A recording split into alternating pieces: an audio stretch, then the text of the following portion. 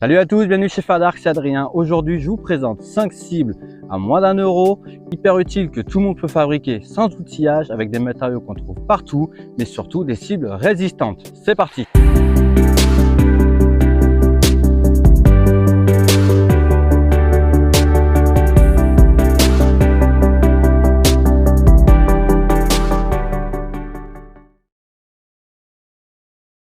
La première cible que j'utilise pas cher, c'est la petite balle de tennis qu'on a tous chez soi ou ce qu'on peut acheter dans un magasin pour vraiment pas cher, ça coûte moins d'1 €. Très utile et très pratique pour faire du tir instinctif. Alors tir instinctif au tradi bien sûr, après on peut faire au poulie, chacun son truc.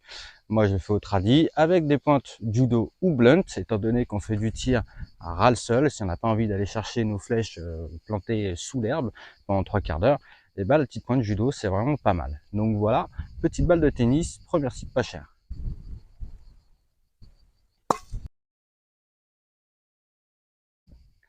Ma deuxième cible vraiment pas chère, c'est un vieux t-shirt ou un vieux morceau de chiffon. Alors, ça revient un peu au même que la balle de tennis. Le seul avantage que j'ai avec ça, c'est que quand on est sur un terrain qui est plutôt en pente, je passe pas mon temps à courir après ma balle de tennis. Celui-là, une fois que je le lance, il roule pas pendant 3/4 d'heure. Il tombe, il bouge plus.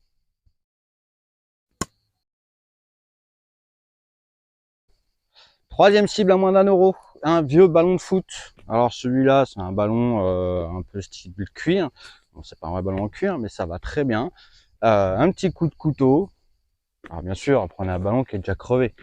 Un petit coup de couteau, je le remplis de papier d'emballage. On remplit, on tasse bien. C'est hyper résistant. Moi, je tire dessus avec mon arc à poulie de chasse qui fait 65 livres. J'ai des flèches qui font un tout petit peu plus de 30 grammes.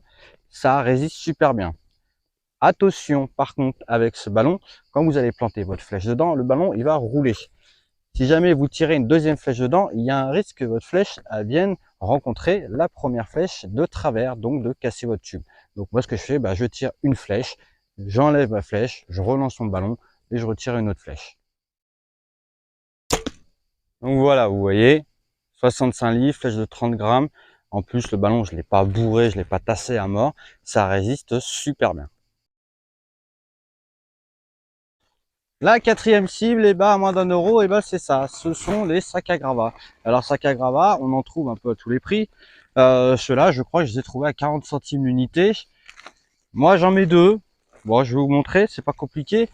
Le même principe que le ballon, on les remplit avec du film d'emballage. Alors le mieux, c'est le film à palette. Maintenant, il faut trouver un film qui est assez fin. Évitez les films trop épais. Vous pouvez aussi les remplir avec les papiers d'emballage du commerce, tous les papiers de gâteau, les trucs comme ça. Évitez de mettre des papiers qui sont souillés avec la nourriture, ça risque de sentir très mauvais au bout d'un moment. Mais voilà, vous pouvez en trouver dans les magasins de bricolage, du film à palette, des fois ils en jettent des quantités astronomiques. Les garagistes, vous voyez, ça c'est les housses de siège qu'on trouve dans les garages. Vous avez les revendeurs de vêtements aussi, les magasins de vêtements qui jettent une quantité astronomique de films de vêtements. Quand ils les reçoivent, ils sont emballés dans les films assez fins et ça marche très bien. Donc du coup, moi j'ai une petite réserve, mais le gros avantage avec ça, c'est que une fois que votre sac à gravat il est abîmé, vous pouvez juste le recycler, remettre juste un sac à gravat par-dessus votre ancien, ou bien le vider et puis le re-remplir avec le film qu'il y avait dans l'ancien sac à gravat. Alors pour remplir, rien de compliqué, on prend le film et puis voilà, on remplit, on remplit, on remplit. Alors une fois qu'on l'a bien rempli, le principe c'est de le tasser quand même un petit peu. On le ferme. Hop.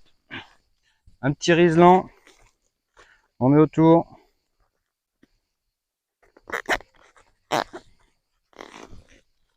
Et voilà, une bonne cible. Alors, moi j'en mets deux, sac à gravat. Une fois que je l'ai mis dans ce sens-là, je mets le deuxième dans l'autre sens. C'est pas vraiment très utile, mais ça lui permet d'avoir une durée de vie un tout petit peu plus longue. Donc toujours pareil, je finis avec un riselant. Vous pouvez mettre de la ficelle si vous voulez. Bon, moi le riselant, je suis tranquille. Je suis sûr que ça bouge pas. Alors le gros avantage de sac à gravat, déjà c'est vraiment pas cher, c'est de la récup, c'est recyclable pendant un long moment parce que Avant d'en faire de la poussière, du plastique à l'intérieur, vous pouvez tirer quand même un bon gros paquet de fois dedans. Le sac à gravat, il résiste très bien à l'humidité. Attention cependant, il résiste pas très bien aux UV. Si vous laissez tout un été dehors, il va s'effriter. Au bout d'un moment, le plastique va s'effriter et il va se déchirer. Donc pensez à le mettre à l'ombre ou le rentrer si jamais il est en plein soleil, ou sinon vous le mettez sous un arbre, il résistera très bien. Vous pouvez aussi utiliser des sacs en toile de jute. Alors je sais pas combien ça vaut, c'est peut-être pas le même prix, c'est un petit peu plus cher, mais ça résiste très bien aussi. C'est un peu plus joli peut-être. Donc une fois qu'on a notre cible, qu'est-ce qu'on fait? Eh ben, ou avec un marqueur, on y fait un point. Voilà. Vous pouvez faire des points un peu sur toutes les faces. Évitez de tirer toujours au même endroit. Hop. Donc point au marqueur. Ça résiste assez bien. Sinon, vous pouvez utiliser une bombe de peinture, faire un petit point. Chacun fait comme il veut après. Alors le coût de l'emballage plastique, vous pouvez l'utiliser dans un sac à gravat, dans un sac en toile de jute, comme je vous ai montré, dans un ballon de foot. Vous pouvez utiliser aussi dans un carton, bien tassé, refermer le tout si vous voulez une cible un peu plus carrée. Sac à gravat, vous en avez tous les formats. Vous avez ce format-là, vous avez un format qui est un peu plus rectangulaire, on va dire, avec des sangles. Si vous avez un portique, vous pouvez l'accrocher à votre portique, ça peut être pas mal. Ça vous fait déjà une cible un peu plus grosse, mais déjà celle-là, elle est déjà bien volumineuse. Vous pouvez aussi, si vous voulez, utiliser un big bag. Mais bon, un big bag, ça fait 1 m3, d'une cible d'1 mètre par 1 mètre. Au moins, vous êtes sûr de ne pas rater la cible. Le gros avantage là-dessus, c'est que ça coûte vraiment pas cher. Vous pouvez tirer des centaines de flèches, ça va résister très très longtemps. Et ça va vous stopper n'importe quelle flèche. Moi, mon arc à poulie, comme je vous ai dit, 65 livres, flèche de 30 grammes, ça les arrête sans problème. Alors attention, j'ai mis quand même un petit avertissement avec ce sac à gravat. Ça marche très bien avec des pointes de cible, des points de fil. Ne tirez pas des lames de chasse dedans. Pourquoi? Tout simplement parce que si votre lame de chasse elle traverse pas votre sac entièrement, elle reste coincée dedans, vous pourrez jamais ressortir votre lame de chasse du sac. Vous pourrez jamais, vous aurez beau tirer sur votre flèche, ça restera jamais. Donc la seule chose que vous aurez à faire, c'est dévisser votre lame de chasse, dévisser votre flèche, retirer votre flèche, ouvrir le sac et aller fouiller pour aller chercher votre lame de chasse. Ça va prendre un temps fou. Donc bah résultat, vous voyez, au tradi, ça arrête tout sans problème. Arc à poulie, j'ai à peine traversé. La pointe qui est là, je la sens, elle a à peine traversé. Donc vous voyez, ça arrête vraiment tout. Bon, arbalète, il faudra peut-être bourrer un peu plus fort, mais plus vous bourrez, plus ça va arrêter les flèches. Et ma dernière cible, pas moins d'1 €, et bah c'est une petite cible pour faire de l'arc-trap. Alors c'est du polystyrène expansé, qu'on trouve ça dans tous les magasins de bricolage. Une plaque, ça vaut à peu près entre 5 et 6 €, je crois. Dans une plaque, j'en ai découpé 6. Alors, celle-là, c'est du diamètre 30, je crois.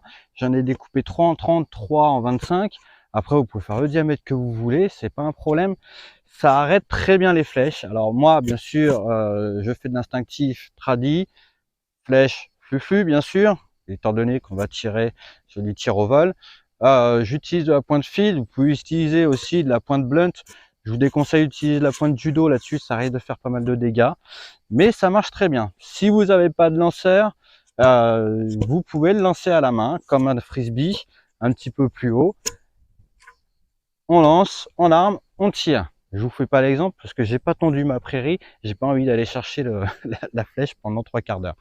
Voilà, mais en tout cas, ça marche très bien. Celui-là, il fait 35 livres. Ça arrête la flèche reste plantée dedans sans problème. On a testé avec un tradi à 55 livres. Ça l'arrête tout autant, étant donné que la cible elle est en l'air, il n'y a pas de problème. Ça arrête la flèche sans problème. Allez, je vous donne une dernière petite astuce pour tout ce qui est cible comme ça, avec des sacs en plastique à l'intérieur, ou même des cibles en mousse plastifiée. Sur les arcs de forte puissance, on a tendance à avoir, je sais pas si on le voit bien ici à la caméra, une espèce de petite pellicule de plastique qui vient se coller sur le tube à cause de l'échauffement. Quand la flèche pénètre dans votre cible, ça va chauffer assez fort et le plastique va fondre sur votre tube. Alors c'est un petit peu chiant parce que à enlever au bout d'un moment, ça devient un peu casse-pied. L'astuce, c'est ça, c'est le petit spray silicone. Il y en a beaucoup qui connaissent, il y en a beaucoup qui connaissent pas. Je vous donne l'astuce. On met un petit coup de bombe sur tout le tube, un petit coup de chiffon pour éviter d'enlever ce surplus. Le gros avantage, c'est que déjà le film plastique il va pas se coller sur votre tube, donc ce sera beaucoup plus facile à nettoyer.